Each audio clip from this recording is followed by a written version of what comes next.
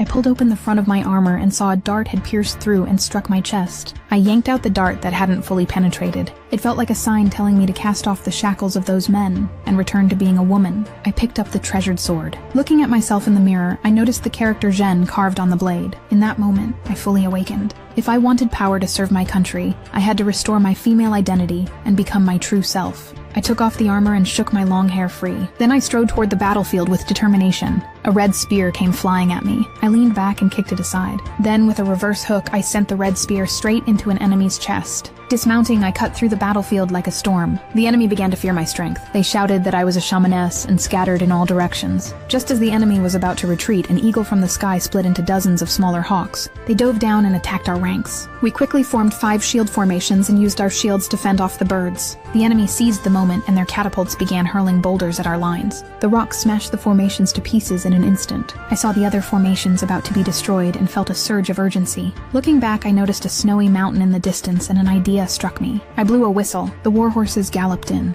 I vaulted onto my horse. Picking up a helmet, I charged toward the enemy's rear. One enemy fell because I left the helmet on a rock. They mistook it for a hidden force and panicked. They hurriedly turned their catapults toward where I was. The boulders crashed down and shook the snow. I smiled slightly because I knew an avalanche was coming. The unprepared enemy was swallowed by ice and snow. After the avalanche passed, the general reorganized his troops but didn't notice me. I stepped out of the mist and knelt before the general to confess everything. I begged for his forgiveness.